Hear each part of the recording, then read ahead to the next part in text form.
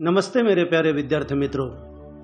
चांदनी रात के बाद आज हम कक्षा 9वीं की हिंदी लोक भारती की पहली इकाई का दूसरा पाठ, जिसका नाम है बिल्ली का बिलंगुड़ा, ये लेने वाले हैं। इसकी विधा है हास्य कहानी और इसके रचनाकार है राजेंद्र लाल हंडा। देखिए, कहानियाँ सबको अच्छी लगती है, उसमें भी अगर वो हास्य कहानी हो तो और ज़्यादा मज़ा आ जाता है। कभी कभी हमारे जीवन में ऐसा प्रसंग आता है कि किसी गलत फहमी के कारण एक हास्य पैदा हो जाता है। हमारा इरादा तो कुछ और करने का होता है, लेकिन हो जाता है कुछ और, जिसके कारण जो परिस्थितियां पैदा हो जाती है वो हास्यात्मक होती है और हमारा मन गुदगुदा उठता है। तो ऐसे ही हंसाने वाली और गुदगुदाने वाली एक कहानी बिल्ली का बिलंगुड़ा लेकर हम आपके सामने हाजिर है। जैसा कि मैंने बताया, पाठ का नाम बिल्ली का बिलंगुड़ा अर्थात छोटी बिल्ली या बिल्ली का बच्चा, जिसके लेखक है राजेंद्र लाल हंडा। आइए पाठ के लिए आरंभ करते हैं, लेकिन इसके पहले मैं ये बता दूं आपको कि जहाँ जहाँ कुछ कठिन शब्द होंगे जिनके नीचे मैंने अधोरेखांकन किया हुआ है, स्पष्टीकरण देते समय उनका अर्थ भी मैं बतला करूंगा। आप उसे ध्यान में रखिएगा या फिर लिख के रखिएगा। एक समय था जब घरों में बिल्ली का आना जाना बुरा समझा जाता था, परंतु आजकल की परिस्थिति के कारण पुरानी विचारधारा और परंपरा एकदम घपले में पड़ गई है। वही विचार ठीक समझा जाता है जिससे काम चले। पिछले दिनों हमारे घर में बहुत चूहे हो गए थे। उन्हें घर से निकालने के बहुतेरे प्रयत्न किए गए, पर हमारी एक न चली। आटे और अनाज के लिए लोहे के ढोल बनवाए गए। यह उपाय कुछ दिनों तक कारगर रहा, परंतु आंख बचाकर चूहे इन ढोलों में भी घुसने लगे। इस समस्या पर कई मित्रों से परामर्श किया गया। आखिर यह फैसला हुआ कि घर में एक बिल्ली पाली जाए। इस प्रस्ताव पर किसी को आपत्ति न थी। लेखक यहाँ पर पुराने समय की बात करते हैं कि जब बिल्ली का आना जाना, बिल्ली का रखना हमारे घर में जो कि अच्छा नहीं माना जाता था। जैसे बिल्ली के रास्ता काटने पर कोई काम न होना, या काली रात में अगर कोई काली बिल्ली देख ले तो मन में डर पैदा हो जाना। हालांकि ये सब अंधश्रद्धा थी, लेकिन अब पुरानी वाली बात नहीं रही। जो पुरानी विचारधारा है और परंपरा है वो एकदम अभी घपले में पड़ गई है, यानी उसका कोई खास महत्व नहीं है। वो सब हमें गड़बड़ी लगती है। अभी जो सही है, जिससे हमारा फायदा हो, अब उसी को महत्व दिया जाता है। इसी बात को चलते लेखक ने अपने घर एक बिल्ली पाली, और बिल्ली पालने का कारण उन्होंने बताया है कि उनके घर में बहुत सारे चूहे हो गए थे और ये चूहे काफ़ी परेशान कर रहे थे।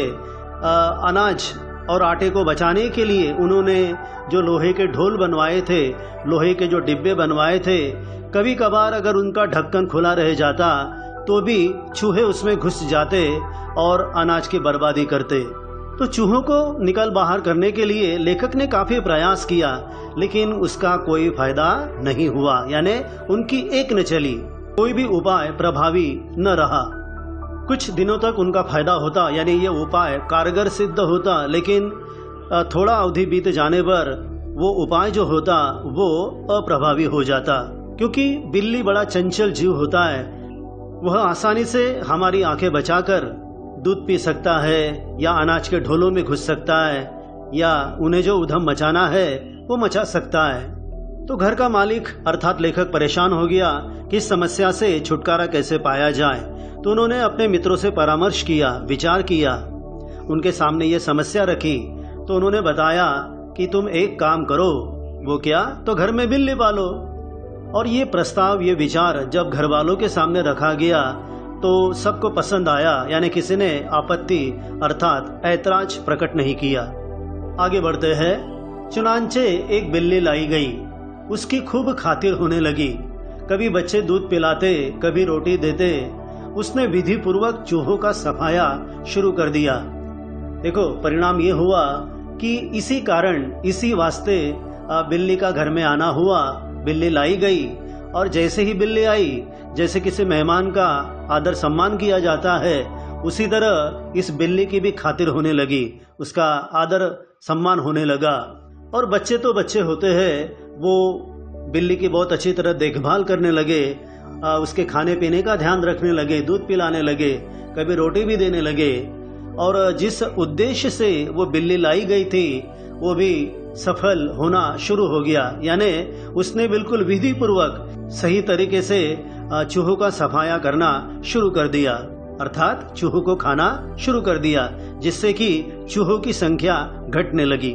लेखक कहते हैं कि देखते ही देखते चूहे घर से गायब हो गए। सब लोग बड़े खुश हुए। बिल्ली प्रायः सब लोगों की थाली से जुठन ही खाती, इसलिए हमें इसका कोई खर्च भी नहीं पड़ा। 2 महीने बाद वह समय आ गया जब हम चूहों को तो भूल गए और बिल्ली से तंग आ गए। हमने सोचा चूहे तो खाली अनाज ही खाते थे, कम से कम परेशान तो नहीं करते थे। यह बिल्ली खाने में भी कम नहीं और हमें तंग भी करती रहती है। उसके प्रति हमारा व्यवहार बदल गया।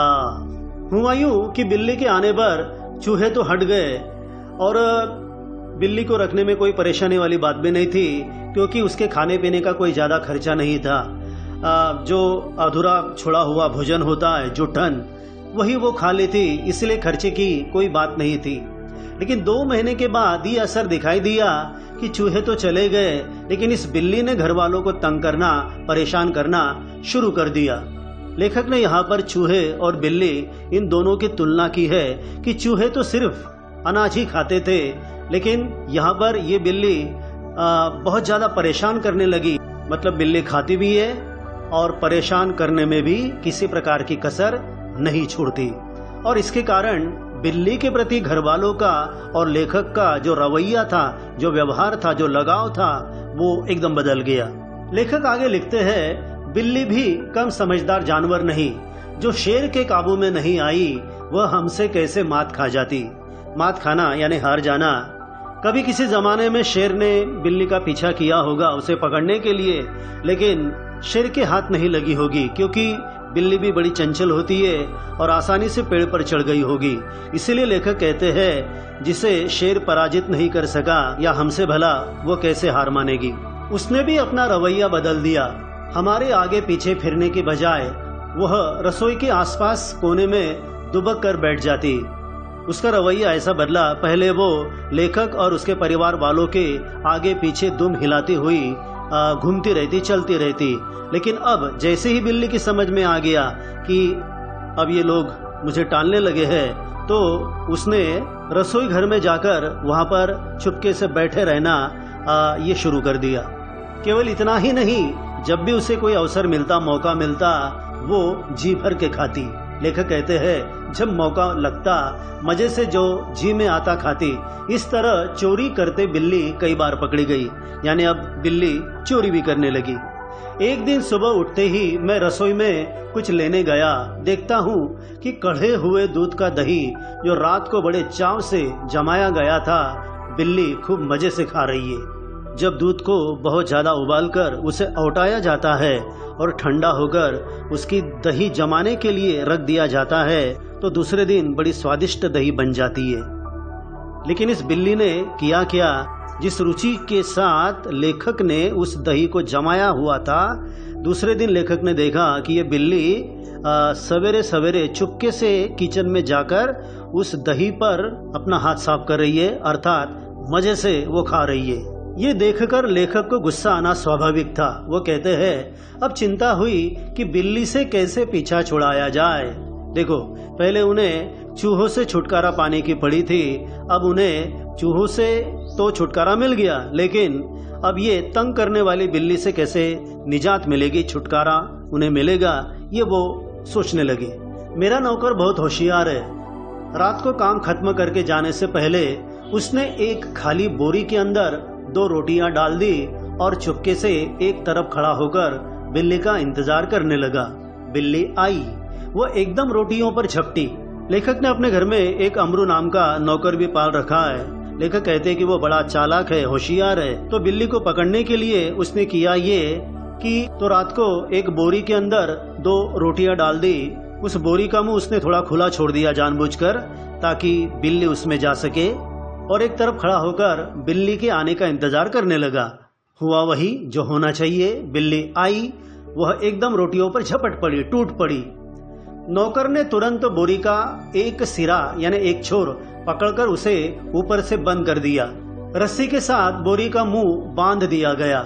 चूंकि अब रात के 10 बजे थे, मैंने अपने नौकर अमरू से कहा कि सवेरे बिल्ली को कहीं दूर छोड़ आए जिससे वह इस घर में वापस ना आ सके।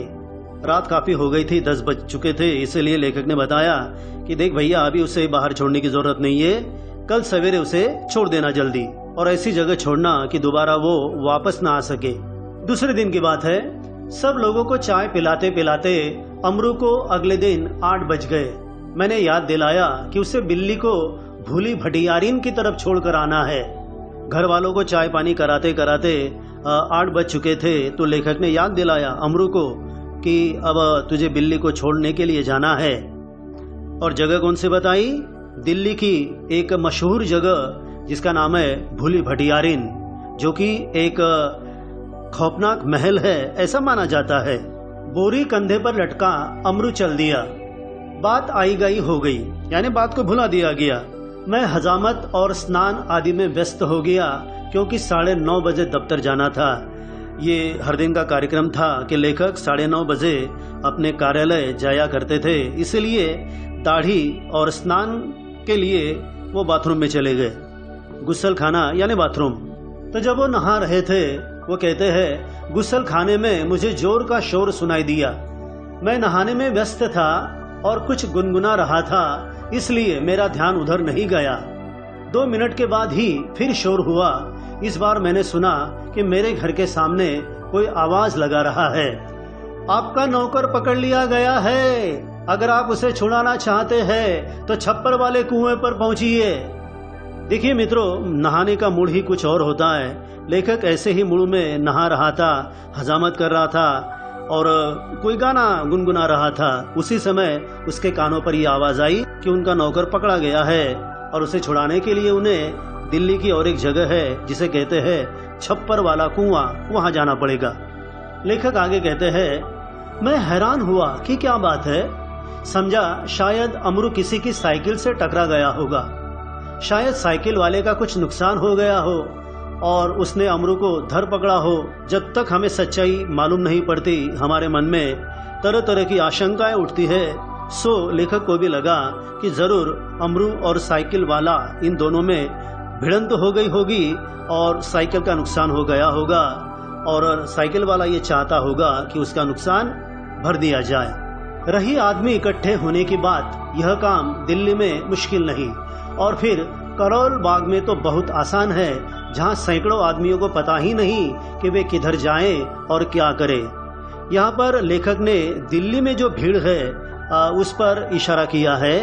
दिल्ली की जो करोल बाग है वो बहुत ही भीड़ भाड़ वाली जगह है और जब भी देखो वहाँ पर भीड़ लगी रहती है। कोई मामूली भी घटना हो जाए तो भीड़ होने में ज्यादा समय नहीं लगता। खैर उधर जा ही रहा था कि रास्ते में खाली बोरी लटकाए अमरू आता हुआ दिखाई दिया। वह खूब खिलखिलाकर हंस रहा था, यानी जोर जोर से हंसता हुआ। शायद उसे अपनी हंसी पर काबू नहीं पा रहा था वो। तो लेखक ने ये देखा। उसे डांटते हुए मैंने पूछा, अरे क्या बात हुई? तूने आज सुबह ही सुबह क्या गड़बड़ की जो इतना शोर मचा और मोहल्ले के लोग तुझे मारने को दौड़े? क्योंकि अभी अभी मैंने नहाते समय लोगों का शोर सुना है। क्या कर बैठा तू? अमरू को कुछ कहना नहीं पड़ा। उसके पीछे कुछ आदमी आ रहे थे। उन्होंने मुझे सारा मामला समझा दिया। लोगों ने बताया कि बात क्या है। बात ये हुई कि जैसे अमरू कंधे पर बोरी लटकाए बिल्ली को बाहर छोड़ने जा रहा था, कुछ लोगों को शक हुआ कि बोरी में बच्चा है। 2 आदमी चुपके चुपके उसके पीछे हो लिए। जब वो अपने कंधे पर बोरी लटकाकर, जिसमें कि बिल्ली का बच्चा यानी बिल्ली बंद थी, तो वो जा रहा था, तो 2 आदमियों ने उसका पीछा करना शुरू किया। उन्हें शक हुआ कि हो न हो इस बोरे में कोई इंसान का बच्चा है और ये बच्चा चोर है। उन्होंने देखा कि बोरी अंदर से हिल रही है। बस उन्हें विश्वास हो गया कि इस बदमाश ने किसी बच्चे को पकड़ा है। हाँ, बोरी में अगर कोई निर्जीव चीज होती तो वो हिलती नहीं, लेकिन वो हिल रही थी, इसलिए इन लोगों को ऐसा लगा कि 100% इसमें चुराया हुआ बच्चा ही है। अमरू स्वभाव से अल्पभाषी है, यानी ज्यादा बात नहीं करता, कुछ मस्खरावी है, मजाकिया स्वभाव है उसका। वह चुप रहा। देखते देखते 50 आदमी इकट्ठे हो गए। उनमें से एक चिल्लाकर कहने लगा, घेर लो इस आदमी को, ये बदमाश उसी गिरोह में से है जिसका काम बच्चे पकड़ना है। मानो इन आदमियों को पक्की गारंटी हो गई थी या पक्का विश्वास हो गया था कि ये उसी गिरोह का, उसी समूह का आदमी है जो बच्चों को चुराता है और कहीं जाकर बेच देता है। और इसीलिए उसने चिल्लाकर उस आदमी को पकड़ने के लिए कहा, उसे बदमाश कह दिया। उस जगह से पुलिस थाना भी बहुत दूर नहीं था। एक आदमी लपक कर थाने गया और वहां से थानेदार और एक सिपाही को बुला लाया। तुरंत एक आदमी दौड़ा जो करीबी पुलिस स्टेशन था, वहां जाकर उसने थानेदार और एक सिपाही को बुला कर लाया। थानेदार को देखते ही एक उत्साही दर्शक अपने कुर्ते की बाहें ऊपर चढ़ाते हुए बोला।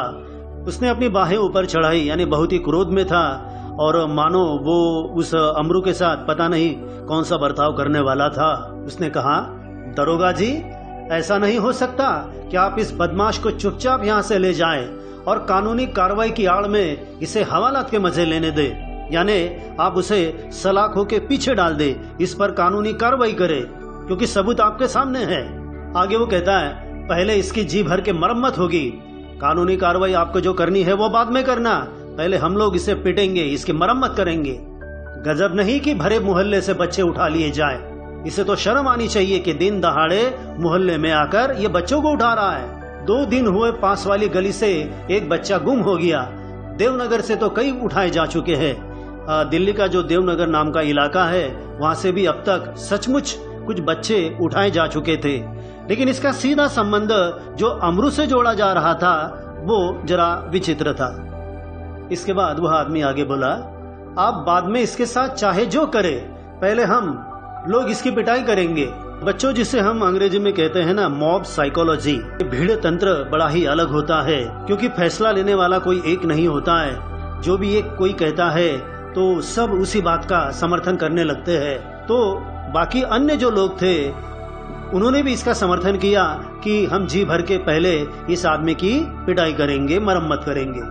और लोग अमरू को पीटने के लिए मानो तैयार होने लगे। बस अब अमरू की पिटाई होने ही वाली थी। आगे जाकर लेखक दिल्ली के वर्तमान स्थिति की बात करते हैं।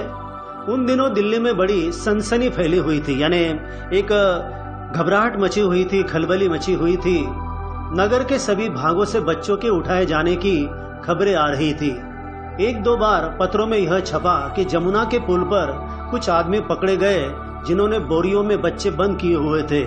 और ये बिल्कुल सच था कि उन दिनों सचमुच बच्चों को पकड़ने वाला कोई गिरोह, कोई समूह दिल्ली में आया हुआ था और जमुना के पुल पर उन्हें पकड़ा भी गया था, देखा गया था। और तब से क्या हुआ था, स्कूलों से बच्चे बहुत सावधानी से लाए जाते थे, बहुत ही संभाल कर, क्योंकि बच्चा चोर जो होता है वो ज्यादातर ऐसे ही स्थानों पर अपनी नजरें रखता है जहां पर बच्चे आसानी से उसे मिल सकते हैं, जैसे स्कूल है, कोई बगीचा है या कोई भीड़ भाड़ वाली जगह है। पार्कों में और बाहर गलियों में बच्चों का खेलना कूदना बंद हो चुका था। हो सकता है कि माँ बाप ने अपने बच्चों पर पाबंदी लगा दी होगी कि खबरदार बाहर मत जाना, क्योंकि बाहर बच्चा चोर घूम रहे हैं। दिल्ली नगर पालिका और संसद में इसी विषय पर अनेक सवाल जवाब हो चुके थे, इसलिए इस मामले में राजधानी के सभी नागरिकों की दिलचस्पी थी। जैसे बच्चों, आपने सुना होगा कि देहात में या किसी जंगल में अगर कोई चीता है, कोई बाघ है जिसने अब तक बहुत सारे लोगों को मारा है, बच्चों को उठाया है, तो जब तक वो बाघ या चीता पकड़ा नहीं जाता, जंगल वाले या वन्य जीवों का बचाव करने वाले जब तक उसे पिंजड़ा लगाकर पकड़ नहीं लेते, तब तक लोग चैन की सांस नहीं लेते, तब तक उन्हें खाना पीना अच्छा नहीं लगता। यहाँ पर ऐसा ही हो रहा है, बच्चा चोर पकड़ा जा रहा है तो लोगों को थोड़ा सुकून भी मिल रहा है। आगे लेखक कहते हैं, आश्चर्य इस बात का नहीं कि लोगों ने अमरू पर संदेह क्यों किया। हाँ, सचमुच कि अमरू ने लोगों पर संदेह किया, शक किया, इससे बड़ी आश्चर्य की बात तो ये थी, वो कहते हैं, बल्कि इस बात का आश्चर्य था कि उन्होंने अभी तक उसकी मार पिटाई शुरू क्यों नहीं कर दी। वातावरण में सनसनी और तनाव की कमी न थी। सारा वातावरण एकदम घबराहट से भरा हुआ था, तनाव से भरा हुआ था। अगर थानेदार और पुलिस का सिपाही वहां न होते तो अब तक अमरू पर भीड़ टूट पड़ी होती। यानी भीड़ ने अमरू का शायद कचूमर निकाल दिया होता। थानेदार ने आते ही अमरू की कलाई पकड़ ली और पूछा जैसे किसी चोर को पकड़ा जाता है, बोल ये बच्चा तूने कहां से उठाया है और इसे तू कहां ले जा रहा है? बता कहां है तेरे और साथी? आज सबका सुराग लगाकर ही हटूंगा, यानी मैं मामले की तह तक जाऊंगा। अमरू अब तक तो दिल में हंस रहा था, मगर थानेदार की धमकियों से कुछ घबरा गया।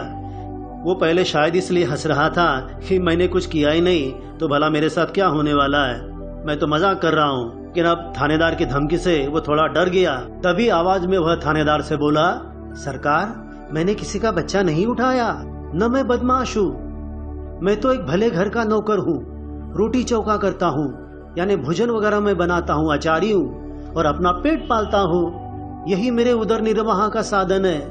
आप खामखा मुझ पर शक कर रहे। उसकी आवाज दब गई थी।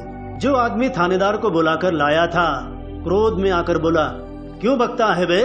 दरोगा जी ऐसे नहीं यह मानेगा, 2-4 बेत रसीद कीजिए। यानी आपके पास जो बेत की लाठी है ना, उससे जरा उसे मारिए, अपने आप तोते जैसा बोलने लगेगा। यहाँ पर देखिए बच्चों, उस आदमी की बात सुनकर दरोगा को भी जोश आ गया और वह लाठी निकालने लगा।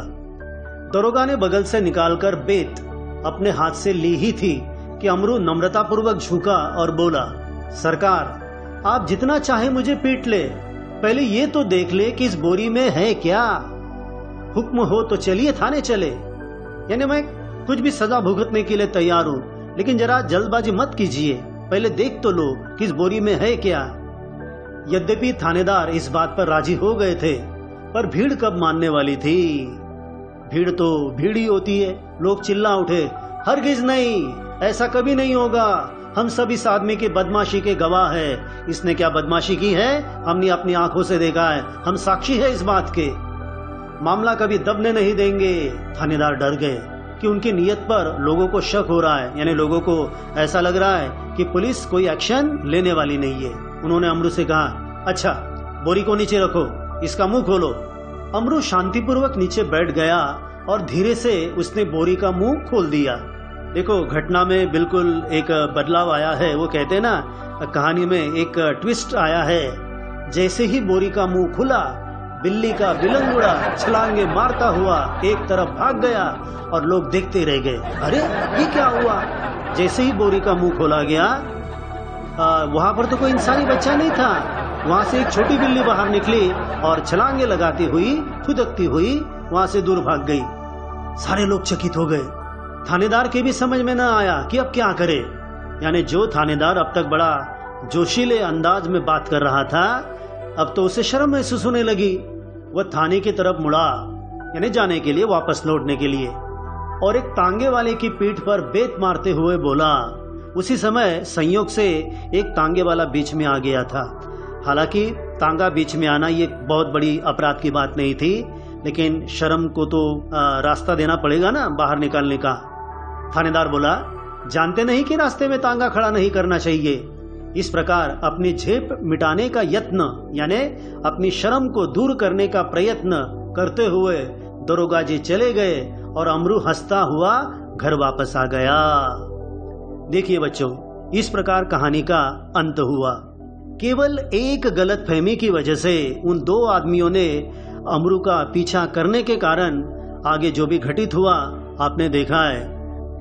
तो इस कहानी से हमें क्या सबक लेना चाहिए बच्चों? कि मामले की तह तक जाए बगैर किसी पर कोई इल्जाम नहीं लगाना चाहिए।